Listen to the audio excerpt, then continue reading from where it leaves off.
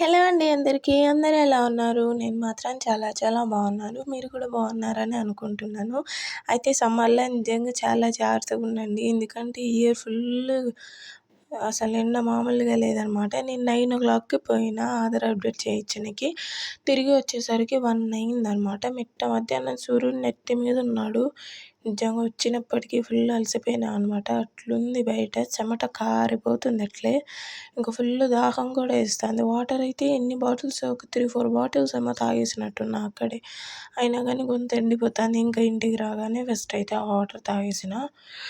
ఇంకా ఫుల్ ఆకలి అవుతుంది. మార్నింగ్ నుంచి ఏంది తినలేదనమాట. బ్రెడ్ ఇంకా పాలు తాగేసిపోయినాను. అట్నే వచ్చేసిన. ఇంకా ఈ ఎండకి బయట తిందామన్నా కానీ తినబుద్ధి అవుతలేదనమాట. అందుకే ఇంకా ఇంటికి వచ్చి మంచిగా రైస్ అయితే పెట్టేసుకుంటాను. ఎందుకంటే ఇంత ఎండలు పడి వచ్చినప్పుడు రైస్ అయితే కొంచెం మంచిగా తినొచ్చు అని చెప్పి ఇంక ఈరోజు ఎలానో హాలిడేనే కాబట్టి ఇంకా రైస్ పెట్టుకొని తినేసి కాసేపు అట్లా పడుకుంటా. ఇంకా ఈవినింగ్ లేచి ఏదో ఒక పని చేసుకుంటా అని అనుకున్నా. కానీ వండుకునేసరికి 3, 4 అట్లా అయిపోయిందనమాట. ఇంకేం చేస్తామని చెప్పి ఎలాగోలాగా ఈరోజు అయితే గడిచిపోయింది. మళ్ళీ రేపటి నుంచి పోవాలన్నమాట. ఇక్కడ ఫుల్ ఆకలి అవుతుందని చెప్పి రైస్ అయ్యే గ్యాప్లో మిక్చర్లు అయితే తినేస్తున్నా. మిక్చర్ ఉంది మొన్న తెచ్చుకొని ఉండేది. ఫుల్ ఆకలి అవుతుంది, మరి ఏం చేయాలో తెలుస్తలేదు. అందుకే ఇంకా మిక్చర్ ఉంటే అవి కొన్ని తినేసిన. ఎండాలోపు రైస్ కూడా అయిపోయింది. అయిపోయిందనమాట.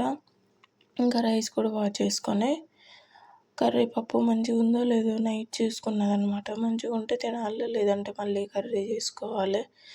సో చూసి మంచిగానే ఉంటుందని అనుకుంటాను. ఎందుకంటే నైట్ కొంచెం లేట్గా చేసినాం, 11 అట్లా అయ్యిందనమాట. సో మంచిగానే ఉంటుందని అనుకుంటా. అన్నం వాచిన తర్వాత చాలామంది మళ్ళీ పొయ్యిలోకి పెట్టారనమాట. అట్లా పెట్టింది ఏమంటే ఎక్స్ట్రా వాటర్ ఏమైనా ఉంటే పోతుందనమాట.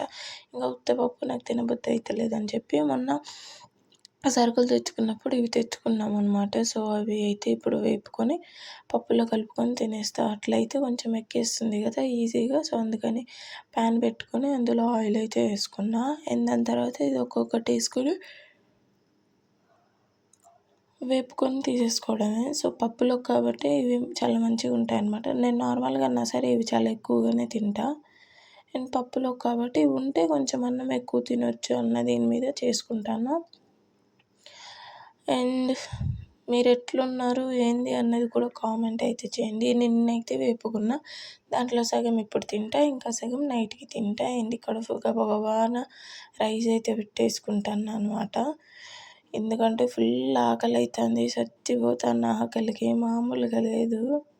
అదే బయట తినేసి ఉంటే 100 రూపాయలతో పోయేదేమో, కానీ అంత ఎండకి బయట కూర్చొని తినాలంటే నా వల్ల అస్సలు అవుతలేదు.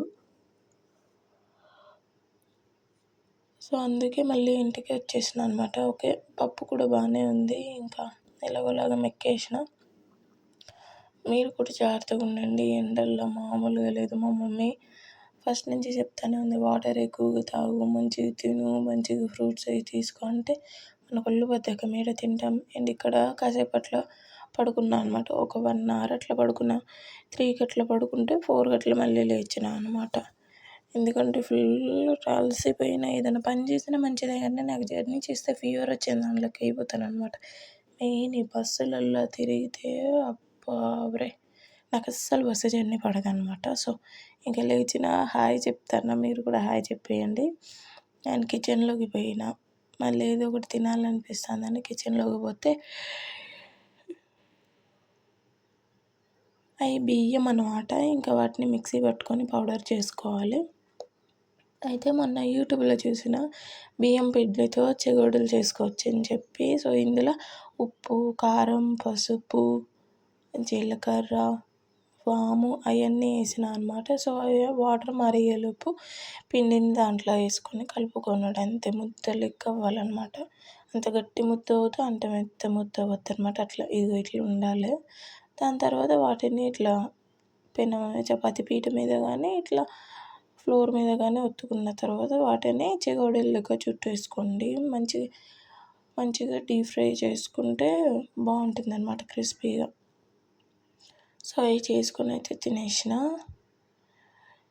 నేను తొందరగానే అయిపోతుందేమో అనుకున్నది ఇది, కాకపోతే చాలా టైం పట్టింది.